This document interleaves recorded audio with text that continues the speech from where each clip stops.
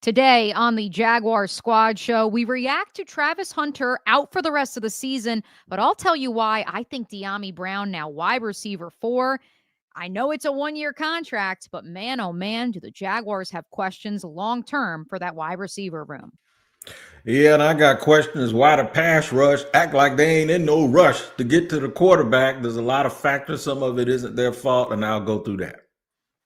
And today I'm going to talk about the Chargers X Factor, what they're going to need to do in order to make it compete and play in the big game against the Jaguars. Duval! It's the Jaguars Squad. Everything Jacksonville Jaguars every week. Breaking down all the big hits and game-changing plays from the Sunshine State. The way only the Locked On Podcast Network can. Gear up! The Jaguars Squad Show starts now. What's up, party people? Welcome into a Wednesday edition of the Jaguar Squad Show here on the Locked On Podcast Network. Mia O'Brien, Tony T. Wigg, Wiggins, Marques Ogden. Excited to be joining you guys for our second midweek edition. And of course, our thanks to not only the Locked On Podcast Network, but our thanks to today's sponsor. Today's episode is brought to you by FanDuel. Right now, new customers can bet just $5, and if your bet wins, you'll get $300 in bonus bets to use across the app. Leading us off, boys, the news yesterday that Travis Hunter suffered, and I don't know how you can have a lateral collateral ligament. Isn't that an oxymoron? I digress. Travis Hunter is out for the season after suffering a non-contact injury in practice on October the 30th. I stress non-contact, and T-Wig and Marcus, I know you guys are going to react to this as well because I've had so many people reach out to me and say, wasn't it because of overuse? Isn't it because of the wear and tear? From the players I spoke with, from people who were at that practice, this was as non-contact as it gets, a freak injury. It will keep him out of football activities for the remainder of the season. He's expected to be back in 6 months. But T-Wig, you tell me, especially looking at the snap count that we saw in Sunday's loss to the Houston Texans, let's start with the wide receiver room, and then Marcus will move to the cornerback room. Who steps up in Hunter's absence the rest of the way? It has to be Jacoby Myers to me, because you have to hope that that's what's going to happen because we've seen the other guys and they haven't stepped up. Doesn't mean that they can't, but Parker Washington certainly has. So you would hope that the newness of Jacoby Myers, he had a good showing last week, would have had a touchdown had it not been for a ridiculous penalty on Chuma Edoga. But I will tell you this. Those other guys, you mentioned Dyami, you just got to step up at some point and earn your money. And he actually was open. A lot of reference have been made. Liam has been talking about having Trevor let the ball rip. A lot of people don't understand that one of the plays that he's clearly talking about was a post route where Dyami Brown had Derek Stingley in a blender. And Trevor double cocked, didn't let the ball go, scrambled once pressure came, and then tried to throw it to him late, and it was incomplete. That's the thing. Like, we often see drops and we see guys not where they're supposed to be, but what we don't see are the times that they have an all-pro corner beat and the ball doesn't show up. So we got to give them credit for that. To that point, T-Wig, and then Marcus, I'm excited to hear your reaction to this. I want to go through some of the snap counts from Sunday's loss in Houston with regards to that wide receiver room, because I agree with you. I think Jacoby Myers has surpassed Dyami Brown on the depth chart, if only for 1 week's time. Liam Cohen stressed on Monday that he and Dyami had a great conversation the week prior about the need for him to continue to play fast in practice. In Sunday's loss, Jacoby Myers ran 14 routes compared to just 11 for Dyami. Tim Patrick actually was number 2 in routes run with 18, but had 0 targets, perhaps. And again, I didn't watch the All-22 that closely with regards to the veteran receiver, but I'm curious if maybe he was open at different times and maybe the ball just wasn't ripped to him.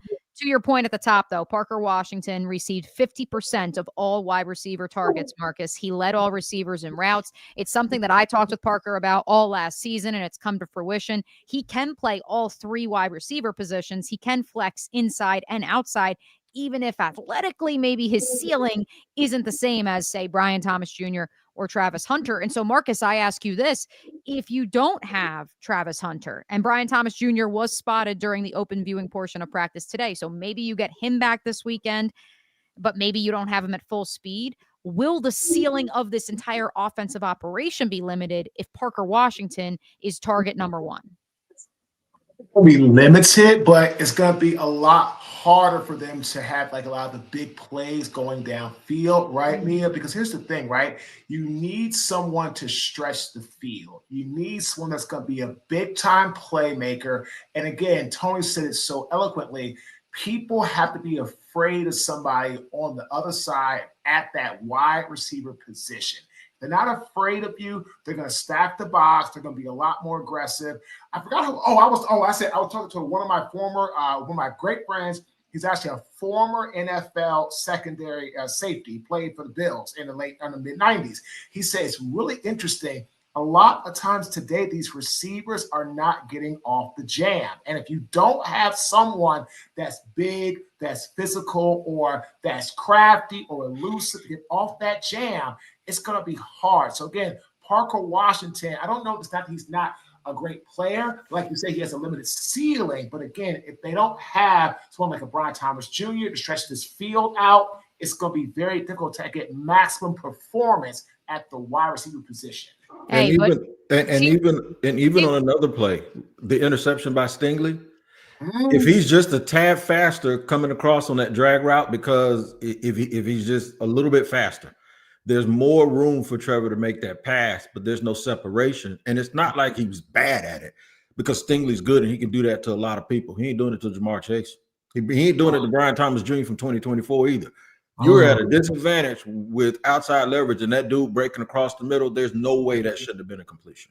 And to that point, though, I do think, to Marcus's point, this idea of Parker Washington winning off the line of scrimmage, even if measurables don't match up against the likes of Derek Stingley, I do think, T-Wig, correct me if I'm wrong, like, he is winning off the break, off the jam. Like, given the physical limitations of maybe not having the athletic profile of Jamar Chase, I think what he's doing is playing beyond, I guess, in, boxing terms, he's playing outside of his weight class. And it's impressive to see, but to your point, how long is that going to last?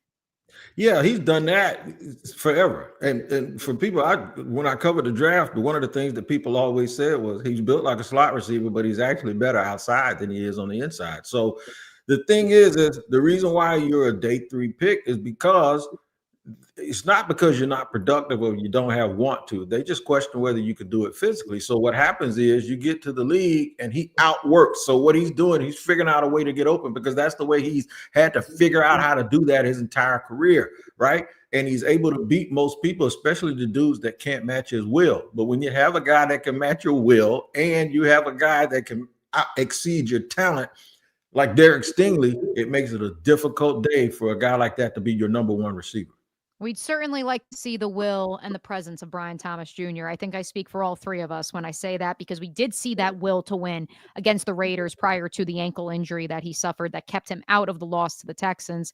And so, Marcus, I think it's safe to say Brian Thomas Jr. has to step up if healthy with no Travis Hunter.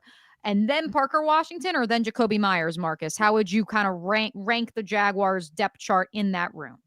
I would go Brian Thomas Jr., I would go Jacoby Myers, and I would go Parker Washington. Again, Jacoby Myers is a very crafty, proven veteran, and he's able to catch the ball in traffic, in tough situations. He is aggressive. He will turn up the field. He won't dance around. And you know what? That's one thing, right, Tony? I don't know what happened with Travis Hunter. I didn't hear anything about what the actual play was, anything like that. But I do know in football, if you're a player that you catch the ball or you're trying to defend somebody, you do a lot of dancing, a lot of moving around side to side and not really go anywhere, you risk damaging or tearing up your knee. Because in reality, you should be either moving forward or backward, doing side to side. I know you have to go through the motion, but you should be moving and not like kind of staying in the same place. What happens is puts a lot of pressure on your knee, a lot of pressure on the joint. And I played with a lot of guys in my career where they did that. And they have torn ACLs, torn MCLs, because again, they just weren't being fluid with their motion. So, and that's why I like Myers. When he catches the ball, he goes upfield. He doesn't dance. And so I'm really hopeful Brian Thomas comes back. You get Jacoby Myers to really get into the offense a bit more going into week 2. And then Parker Washington keeps playing at a high level. And you have a lot better receiving core going forward. And I know at least one of our listeners would like us to point out that at least during the open viewing portion of Wednesday's practice, no De'Ami Brown, no Parker Washington, interestingly enough. It is just Wednesday, but those obviously will be storylines we will monitor. Our Jaguar Squad shows are interactive. We want to hear from you guys. Leave a comment, leave a question. Vincent loves hanging out with us here on the Locked On Podcast Network. He says, really hoping the Jaguars re-sign Myers to fill the Chris Godwin role in Liam's offense, if that makes any sense. Marcus is fist pumping. He says it makes a lot of sense. Why does that make sense to you? Like Chris Godwin as another, big time, situational receiver that was tough, that could catch the ball in traffic, that was aggressive, and guys were not exactly loving to tackle because he had a lot of will, right? And again, I think of like toughness, grit. He's like Mike Evans is, like you said, big physical receiver. Chris Godwin is, physical, big, but not the same height as Mike. But again, he catches the ball. He's not afraid to block. Again, having a receiver that is willing to get out there and block, that's exactly what happened when Mills scored at that last drive. The receiver kept the corner from getting the edge, and he had that open lane. Touchdown. So you have a guy that's like Jakobi Meyers. Chris Godwin's the great example. He's tough, he's gritty, he blocks, and he can catch in traffic. And again, turn up the field and go. One more on the wide receiver front before I ask you who will fill the void for Travis Hunter at cornerback, even if maybe that wasn't his primary position, especially for some. This is from our friend Hef. I have my eyes on Malachi Fields from Notre Dame come April. T-Wig is smiling. He's whistling away. Hef does want to note that's for the Mike Evans role, T-Wig. Obviously, the Jaguars, independent of the Travis Hunter injury, are going to have to look to continue to refine that wide receiver room. Brian Thomas Jr.'s sophomore season has been very far off from where many believed it would be. Parker Washington will be entering a contract year. De'Ami Brown, a free agent after this year. Tim Patrick, a free agent. Jakobi Meyers, a free agent. Do you agree that the Jaguars would need to use some capital in April's NFL draft on that room to further develop it even further?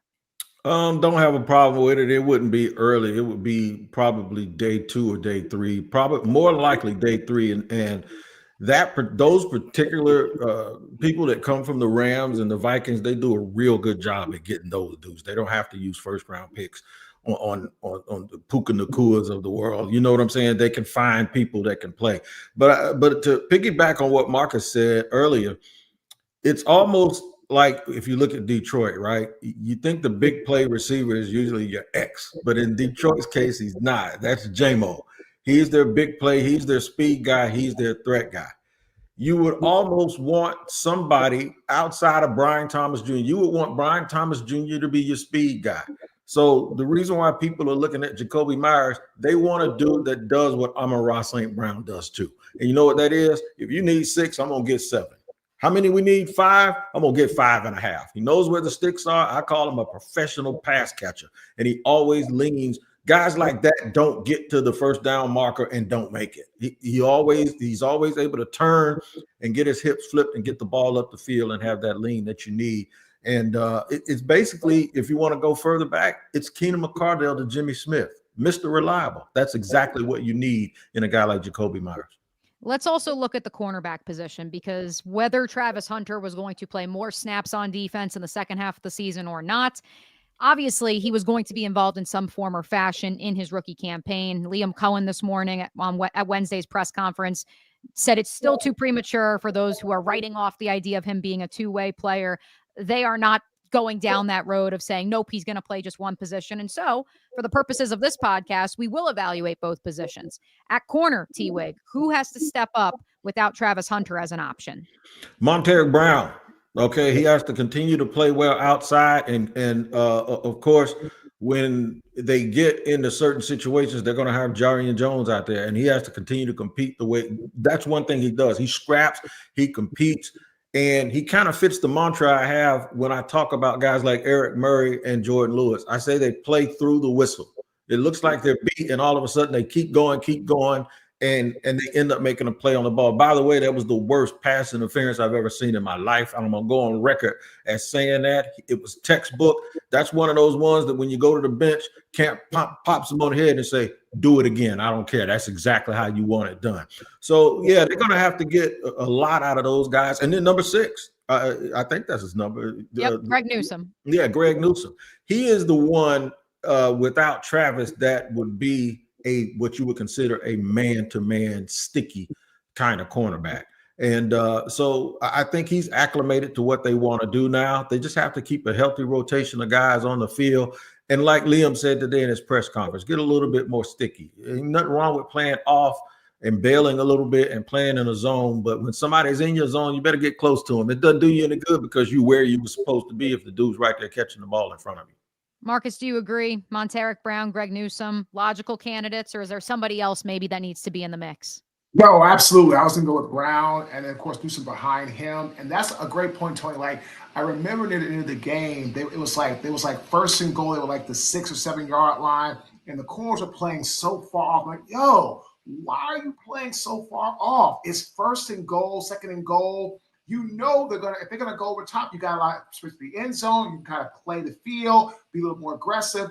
I always tell my guys, like when I coach corners in high school, don't sit there and play off when you know it's short yards or 1st and goal, man. If you get beat deep, you know what, or you get beat a little bit, that's okay. But again, receivers have to fear the corners that they play against. They've got to. They don't fear you. If they go, I can get off the line without even having to worry about the jam or the hit or anything like that.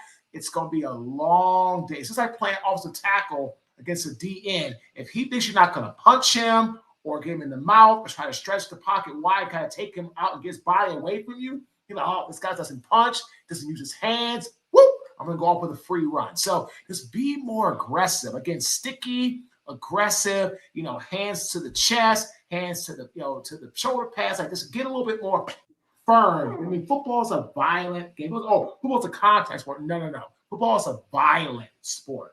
That's where it's always been. If only in name, plenty of options to go around for who could take the snaps that Travis Hunter leaves behind as he has done for the remainder of the season. How about that pass rush, though? A lot of snaps to go around there. A lot of names that have, potentially been an option in the pass rush game to potentially get after the quarterback. But why have we not seen the production? Why are the Jaguars 32nd in total sacks? We'll analyze the Jaguars pass rush woes coming up next here on the Jaguar Squad Show. What's going on, gang? Want to tell you about our friends at Betterhelp. As the days get shorter and the nights come earlier, it can start to feel a little heavier, especially when life is already packed with work, family, friends, and everything else. This season, it's so important to reach out and check in with family and friends, yes, but also yourself. Just like checking on a teammate or reconnecting with someone you haven't seen in a while, it can lift your spirits, and so can reaching out to therapy. It makes a real difference. BetterHelp makes that first step easier by connecting you with a licensed therapist online from wherever you are. Over 5 million people have used BetterHelp, including yours truly. And with 30,000 therapists available, finding support really is just a few clicks away. This month, don't wait to reach out. Whether you're checking in on a friend or reaching out to a therapist yourself, BetterHelp makes it simple to take that first step. Listeners get 10% off their first month at betterhelp.com/lockedon. That's BetterHelp, HELP.com/lockedon. Because taking that step towards support might just leave you wondering, why didn't I do this sooner? I know that's how I felt. Welcome back to the Jaguar Squad Show. We turn our attention to the trenches and the Jaguars pass rush. Another week of Josh Hines-Allen's face on a milk cart on my timeline on Twitter, boys. T-Wig, you did a whole show here on the Locked On Jaguars channel about 41, as well as Trevor Lawrence, but we'll put that off to the side and address that perhaps a little bit later. With 41, Josh Hines-Allen sitting on the precipice of the Jaguars' all-time sack record, going up against a makeshift offensive line in the Houston Texans. What happened? What can now happen going up against the Chargers this week? Do you actually see room for growth, not just for the Jaguars, if only in name, number one pass rusher, but for this unit as a whole? Yeah, you just got to play better. You got to compete. And I've seen them do it, so I know that they're capable of doing it. But there are some situational football things too, some play calling things that Liam pointed out today, and so did some of the other media members on Twitter when they pointed out the average time, like 2.7 to 2.8 to throw. So what happens with stats like that? That's a really quick time, right? So what happens with stats like that, it makes it look like, gotcha, you're wrong. But no, technically I'm right, because average is just that. It's the split between the most and the least, right? So I'm not talking about the ones when it's 2.7 or 2.8 or less. I'm talking about the ones when it's 3.5 that makes that 2.8 average. So the ones when it's 3.5, I expect a $25 million edge rusher to make his presence known. That's exactly what the guys on the other side did, and it's really what Trayvon Walker did. And I'm not going to make an excuse for Trayvon on the sack that didn't count, or when you heard Liam reference it 2 or 3 times, when we get our hands on him, we got to get him down. I did reach out, not to anybody on Trey's side, but this is what happens when you have friends that are doctors who listen to the podcast. And one of them called me on his lunch break, and I said, with that injury that he had, would he have all of his fingers back moved? He said, probably not. He probably doesn't. They were immobilized. His hand was, so he probably couldn't grip him the way he wanted to bring him down. But this goes to show you that when people say sacks, pressures are just as important as sacks. Let me make the correction. You need pressure to get sacks. So obviously that comes first. But make no mistake about it, when Liam Cohen said the difference is if you sack them, it's down in distances long, but you allow them to throw it away, and now it's whatever in 10. Even the coach said that there's a difference between 2nd and 21 and 2nd and 10. You got to get the guy down.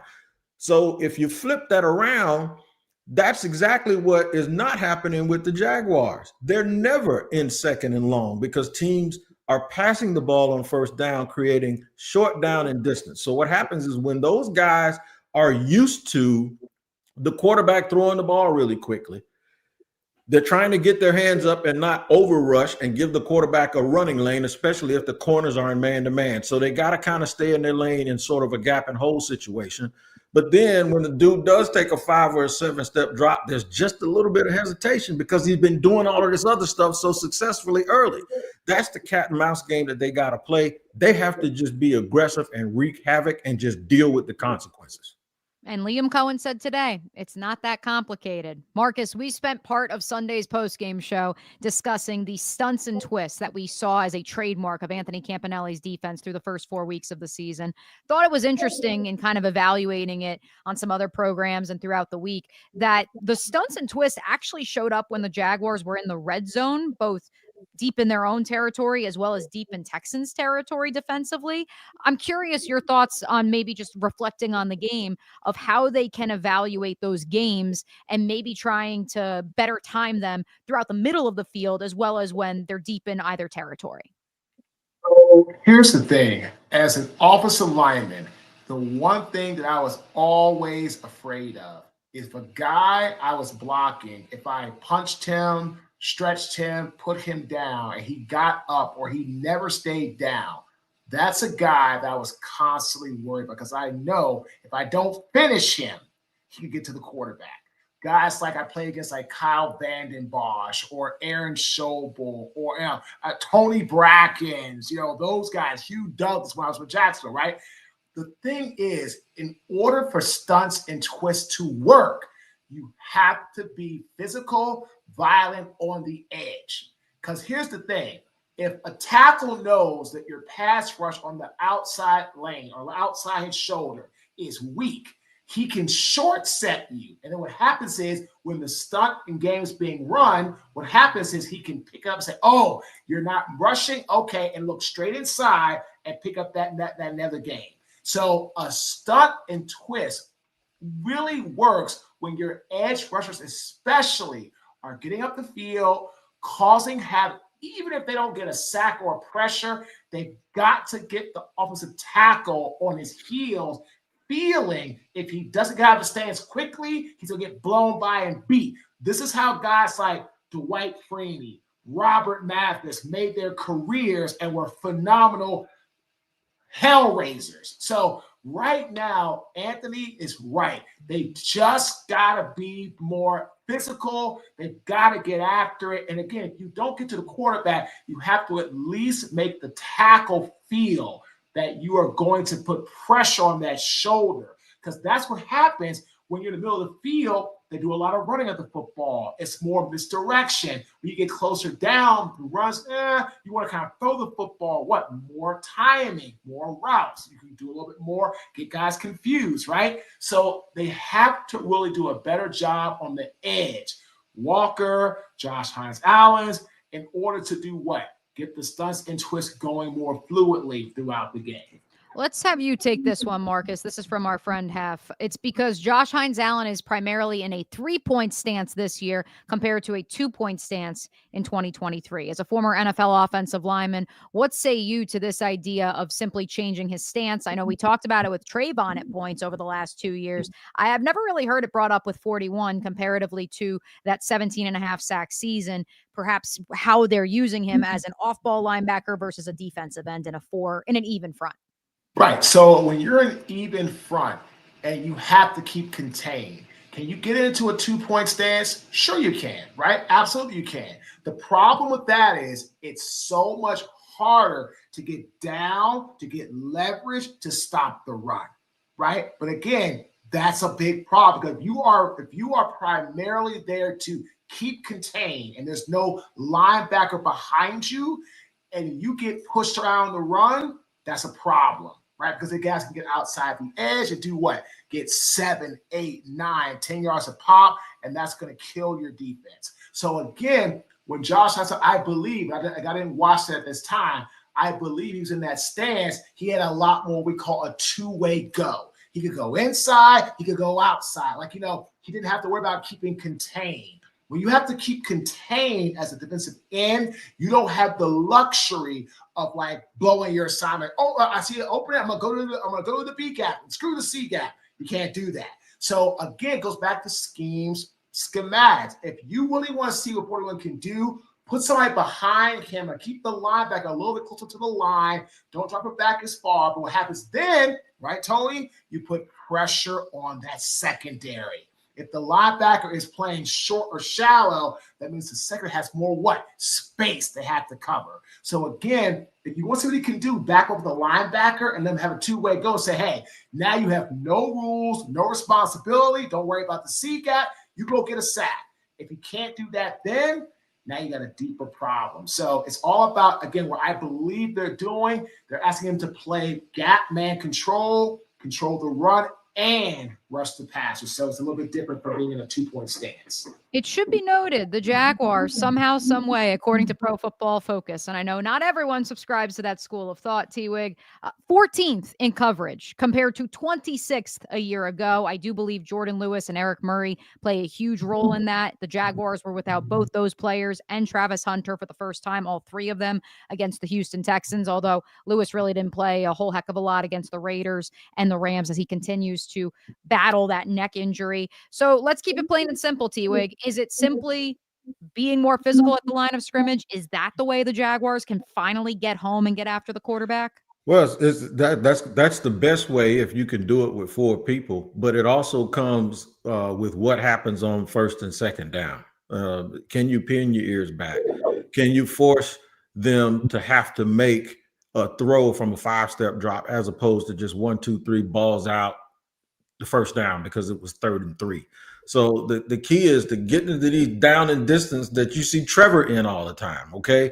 Get in these long situations where a 3-step drop won't do it. He's going to have to hold the ball long enough for the receivers to get to their routes, or he's going to scramble in a way that's going to wipe half the field out. And now they can play football based on the boundary helping them out, the sideline. So you got to put them in tough situations. It's going to take everything. Because you mentioned, I remember Liam said Monday, I believe it was Monday, or you might have said it right after the game. Look, when we can't get home with 4, we got to do something. And then when you do something, they make you pay for it. It makes you vulnerable and it gives you a blind spot. That's football, though. Everything that you do, every cause has an effect, and everything that you try to do that doesn't work. Just like if you go zero coverage and you blitz, if you don't get home, I could run a 9 route and get a touchdown because that dude can't stop me if the ball is placed right. So everything has a response and a reaction, and that's the chess game. That's how I love watching the game. I love watching the game with that.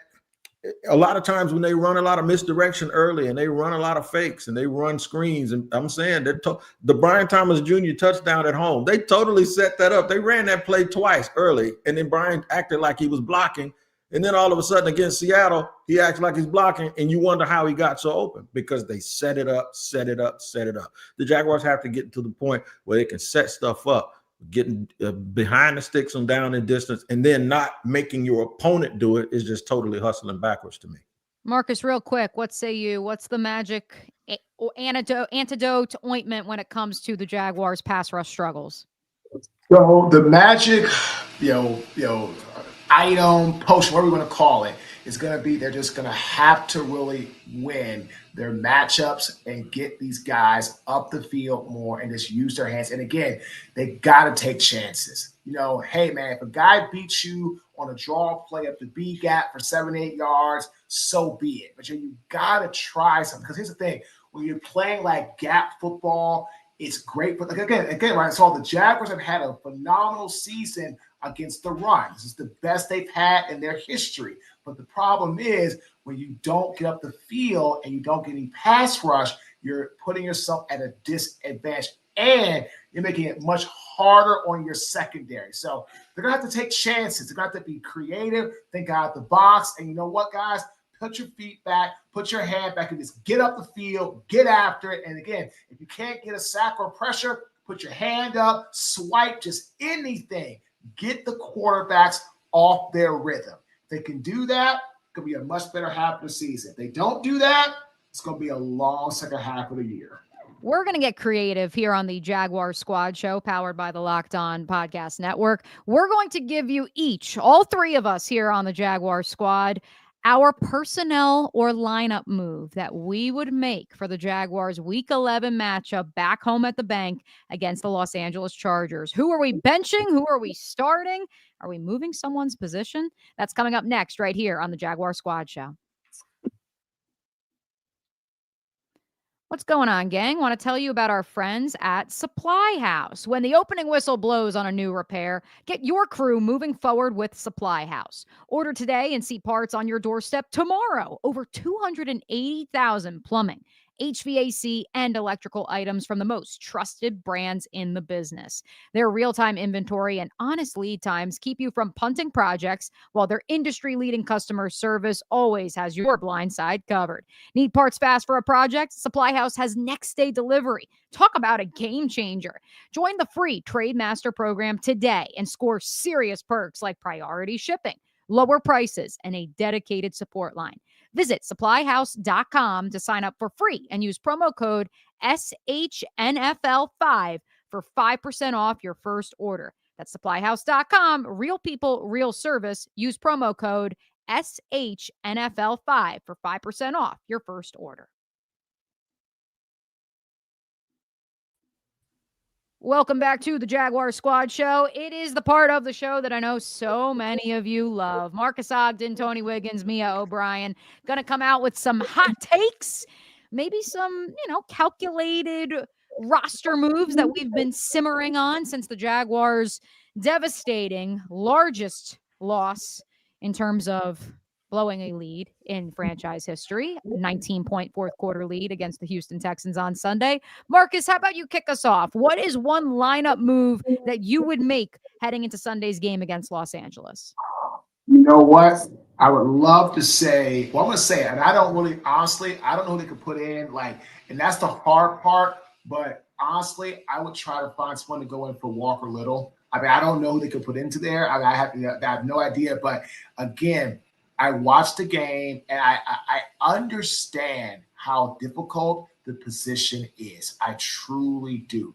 Played a long time. My brother played a long time. And again, if you get beat when you're physical and aggressive and you're trying to punch and they swipe your hands down, they mistime your punch and they get your hand, whatever, I can live with that. But when you're not being physical, you're not being aggressive, you're not using your hands, you're being a little bit timid, you are literally putting yourself and the team at a huge disadvantage. So if I could find someone to try that position out, because again, what really hurt the Jaguars in that fourth quarter was there was a lot of pressure on Lawrence in that part of the game, and it messed up his timing, messed up his rhythm. He was not able to complete the passes that were needed to keep the chains moving. So if you have someone to put in that position, that's where I would look to make a position switch this week and to see what the heck happens and let it fly. So before we go any further, two things. Number one, Anton Harrison not spotted at Jaguars practice during the open viewing portion of practice. I see the boys shaking their head right now. Bit of a yikes. He was not in on the final drive of the game. As we know, Chuma Edoga stepped in at right tackle. Patrick McCarry also exited the game. He was at practice during the open viewing portion today. At right guard, you had Jonah Monheim, the 7th-round rookie out of USC. And so I do want to put that out there before we continue, because something tells me T-Wig is also maybe cooking up some ideas along the offensive line for lineup changes. So in this scenario, T-Wig, you would potentially not have Anton Harrison on Sunday. And again, it's only Wednesday. We will see if he practices on Thursday and Friday. What is your lineup change that you would make? Is it along that offensive line? Yeah, they better take a bat or axe handle with them if all of those dudes are going to be out, right? No, but mine is really, believe it or not, in the return game. And it's going to be nitpicky. But every time I see LaQuint Allen back there, I feel uncomfortable. It's like I like him in the backfield and I like him in pass pro. He doesn't look like a natural kick returner. I'd stick with Bashal Tootin and Austin Trammell. Remember what he did. Austin Trammell had a big return against Las Vegas. I would go with that, a little bit more quick twitch as opposed to LaQuint Allen. For some reason, I've been thinking about that all week. I'm like, no, I don't like him back there as much. And sometimes when you put them both back there, you're trying to use LaQuint as the lead blocker, but they'll kick it his way. So he ain't got no choice but to return it. I would put Allen Trammell back there and Bashal Tootin, and I'll just go with that. I enjoy it, and I'm sure the listeners will as well. I think I like the trendy, what do they say, hipster pick of special teams. I also want to read, before I give you my lineup change, this one from Hef, because it is one that I've thought about as well. Hef says, for me, I'm probably starting Rayon Lane next to Dewey. Just let Andrew Dewey Wingard sit within a 10-yard box, Lane as that middle third safety. You can cycle Antonio Johnson into Dewey's spot in dime packages. That's something that I've really tried to pry in the Jaguars locker room to get a better understanding of when it comes to the safety rotation.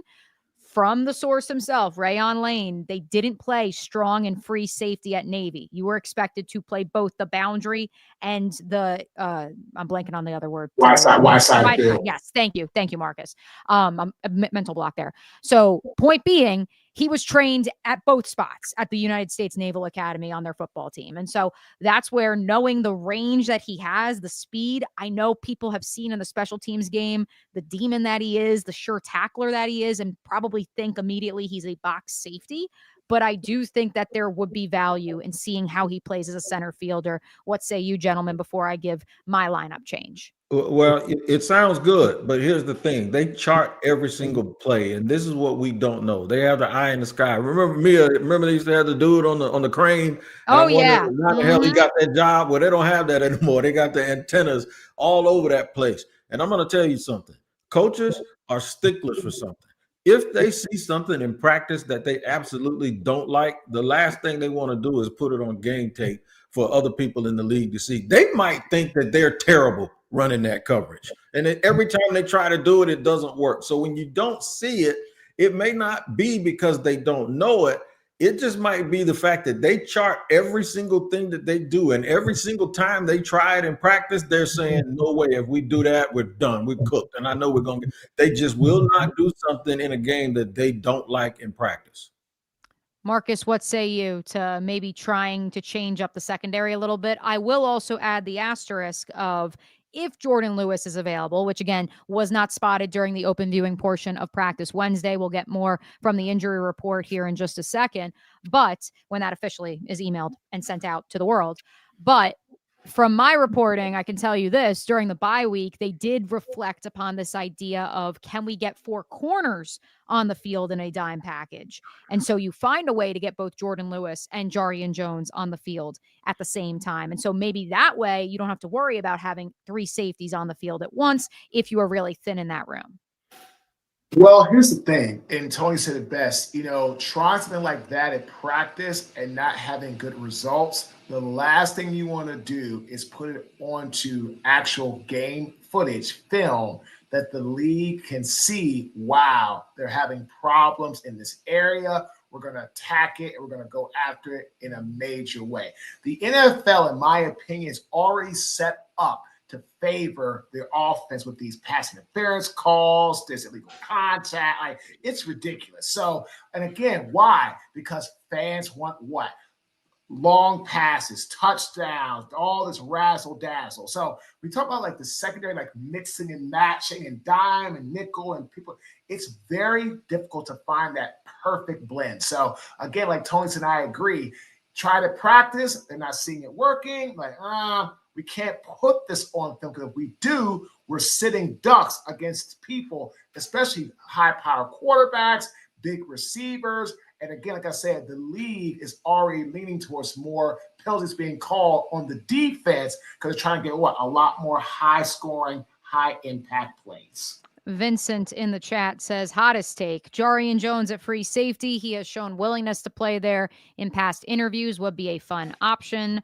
I can verify that take, Vincent, that he has offered up his services to play all 5 positions in the secondary. So curious if the Jaguars, as he should, but best ability is availability, as one Doug Marone once said, T-Wig. But just like I just said, and Marcus just said, he can volunteer all he wants to. If he hasn't done it up to this point, you put him out there if you want to. You're going to see him getting cooked like a fish in Mayport. I'm telling you, don't do it. If you haven't been doing it and you haven't repped it and you haven't been practicing it, do not try it.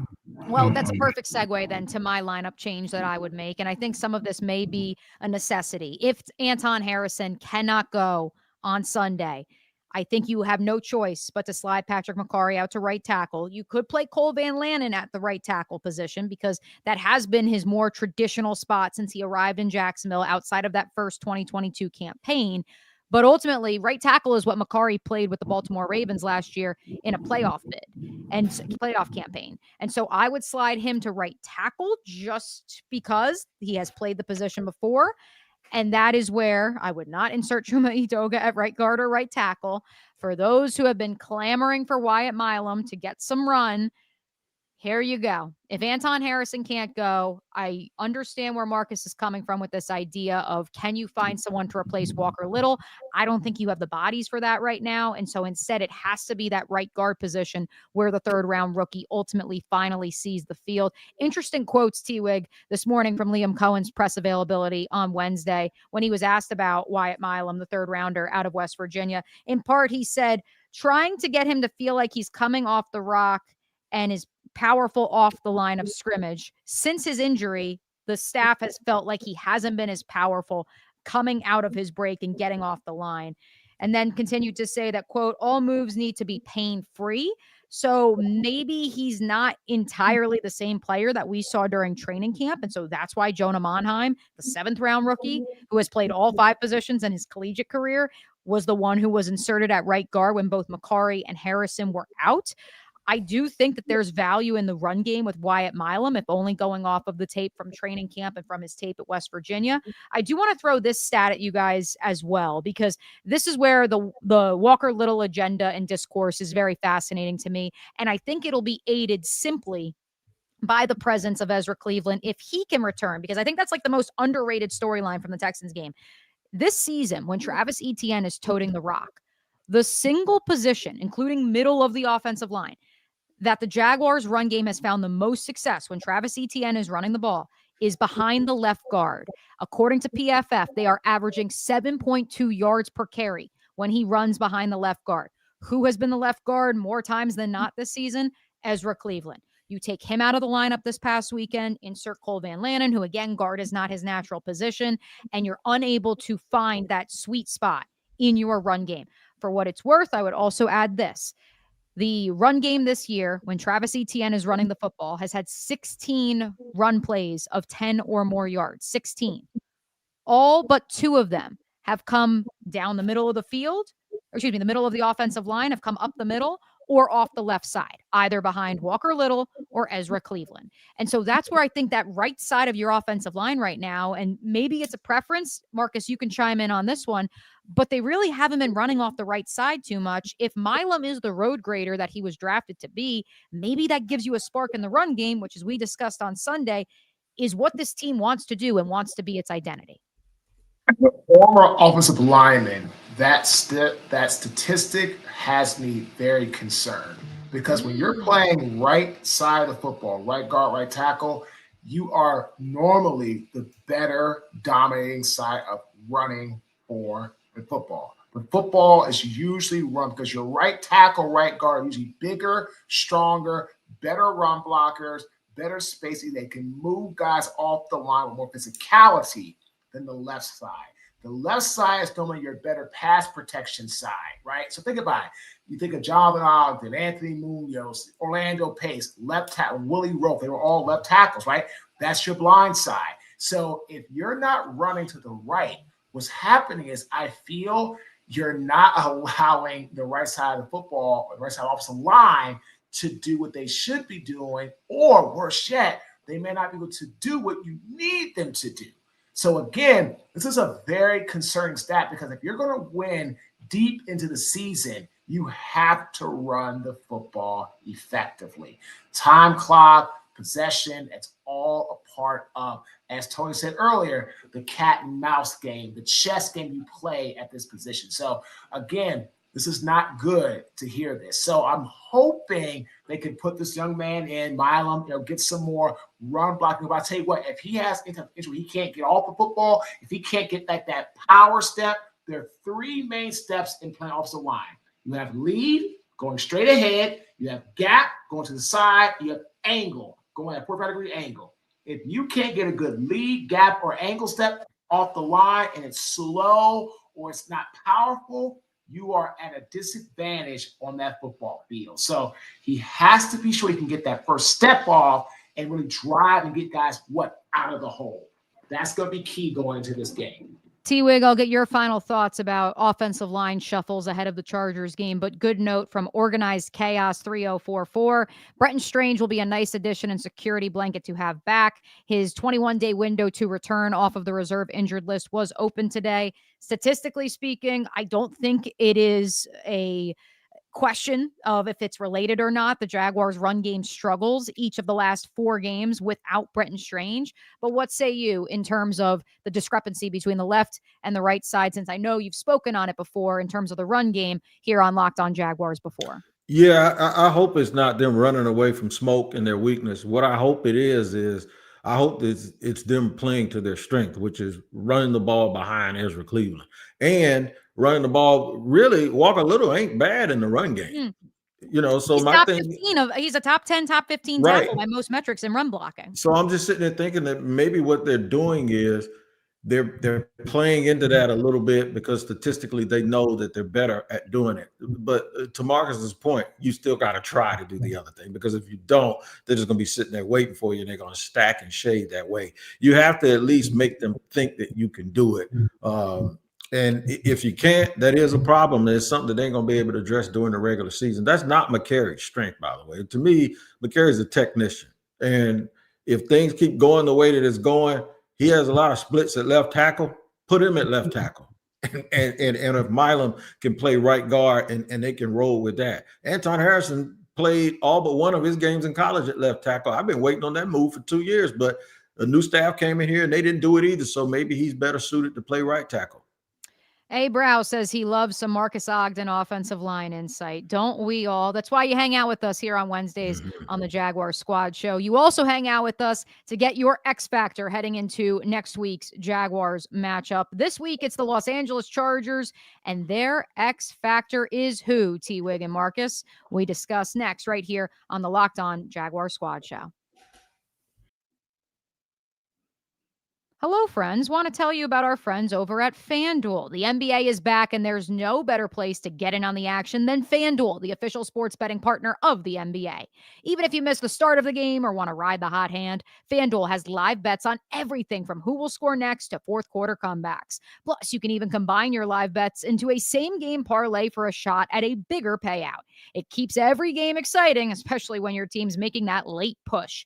Right now, FanDuel is giving new customers $300 in bonus bets when your first $5 bet wins. So head to FanDuel.com to sign up and play your game with FanDuel, the official sports betting partner of the NBA. One segment to go here on a Wednesday edition of the Jag Squad Show on the Locked On Podcast Network. I'll keep it plain and simple, boys. T-Wig, Tony Wiggins, kick us off. The Chargers' X factor against the Jacksonville Jaguars Sunday is blank. Oronde Gasson, rookie tight end. You stole mine. Come on, I did. now.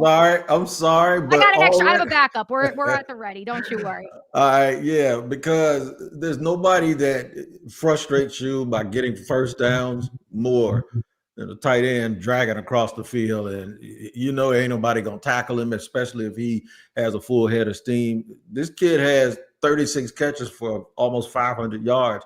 And we're just barely halfway through the season. That's a lot, especially when, they have, like Ogden was saying, Keenan catches the ball all the time and is a first down maker. And then Ladd is a catch and run guy who can also beat you deep. And just when you think you got that lick, here comes this dude dragging across the field with some big linebacker chasing him. It's just, they got to watch him. He is a glorified wide receiver. And his dad was a real good football player too.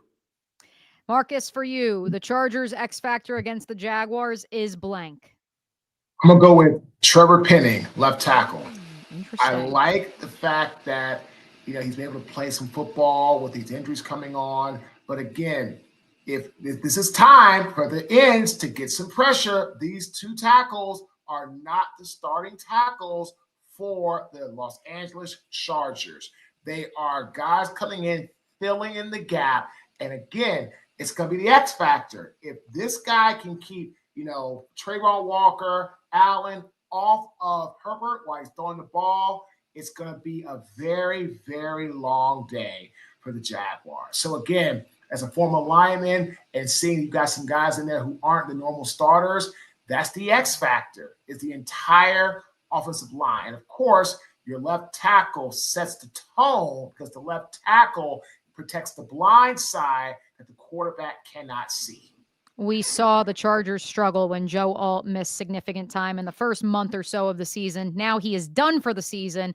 Again, Trevor Penning, I believe, is the sixth offensive tackle that we have seen for the Los Angeles Chargers in 2025. But hey, we've seen a whole host of offensive linemen rotated through Houston's line, and the Jaguars, they couldn't get past any of them on Sunday, T-Wig. Yeah, that was disheartening, man, because especially going up against those two dudes, and you got your two dudes, and you at least wanted a little bit of a stalemate. That's why I was so disappointed in 41, because he was the only one that didn't flash. Everybody else, they got the assignment. He wore the wrong shirt because he just didn't play as well as everybody else.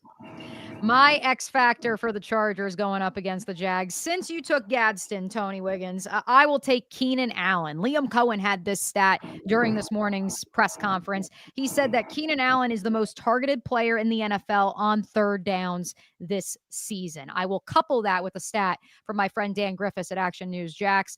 The Jaguars have allowed an average of 88.9 yards per game to wide receiver one, that's 31st in the league, and an average of 76.1 yards per game to tight ends, that is 30th. I will bring T-Wig's X Factor and mine together, and simply put, the biggest mismatch in this game, the number one thing I have to see the Jaguars improve upon, who's guarding, whether it's the wide receiver one or the tight end in the flat, because it has now been 2 weeks where Brock Bowers, Nico Collins, they've even split Dalton Schultz out there. They have had whatever they want on that, especially that right flat. It is open as open as the day is long, boys. And so I need to see some sort of resistance from the Jaguars defense, some sort of sign that shows to me that they have picked up on, hey, teams have noticed you're not guarding out in the flat. Maybe you should consider picking up whether that's the running back, the tight end, or the wide receiver coming out. A big reason why Davis Mills had the EPA per play numbers he did was because he had Nico Collins feasting all over the field. My concern would be that Keenan Allen watches that tape and tries a similar approach on Sunday. My concern is going to do the same thing. He didn't have to watch that tape. In fact, Keenan Allen, I think, has been doing that since he rolled out of the crib when he was 2 years old, because it seems like he's been doing it forever. But yeah, it's a copycat league. Dudes like that are consummate professionals. If they see something on tape, hey, this is all you're going to do. He's going to break the huddle on third down doing like this. They just got to get a little bit closer. And I think they got to start passing off guys quicker and have more anticipation. It's almost as if they're playing to be in a spot and they're forgetting to use their eyes and play football. Marques, what say you? I mean, Allen is a phenomenal possession receiver. He's been around for a number of years too. It's like, if I'm the Jaguars, I'm going to be much more aggressive with him because, like I said, he's been around for a long time, taking a lot of hits, going through a lot of coverages, going through a lot of football. So his speed, while it's good, it's not what it once was years ago. So if I'm going to get beat by him, it's going to make him beat with his speed because, again, I don't think he's as fast as he used to be. But for goodness sakes, don't give him a lot of room. Don't play soft. Don't play off him, because that's when he can make plays, right? Because, again, if you play soft against a guy like that, he will use that space you give him. He's going to make plays. He's going to catch that football. And once the football's in his hands, he is not afraid of getting hit. He's been getting hit his entire career, done a phenomenal job at that wide receiver position. So to that point, boys, as we get ready to wrap here on the Jaguars Squad Show, do you believe that the Los Angeles Chargers are going to play that quick game that Liam Cohen alluded to this morning and that we've seen the last few weeks in terms of getting the ball out quickly? Because at least per what I've heard in the locker room, what I've seen on Sundays, this is a team that is willing to get beat by death by 1,000 paper cuts, except it did not pay off for them this past weekend when their offense also could not sustain long drives on the other side of the ball. I hope they have that strategy, because if they do that, they're taking the Justin Herbert superpower away from him. Justin Herbert wants to drop back, reverse out, fake the handoff, sit a 5 and 7 step drop, go through his progressions, and if it ain't there, take off running. He's a big, physical, strappy dude, man. Justin Herbert, I think, for you to sit there and try to make him dink and dunk, that's going to make him a little bit more patient than he wants to be and may force him into doing something. And his delivery is a little bit elongated. It's not, he doesn't have a terrible delivery, but he's a big arm dude. He's not that little whip it motion guy that say Josh Purdy is from the 49ers. No, he wants to take that thing and gun it down the field. And I think you take his superpower away from him when you come up with a strategy where he's getting rid of it really quick.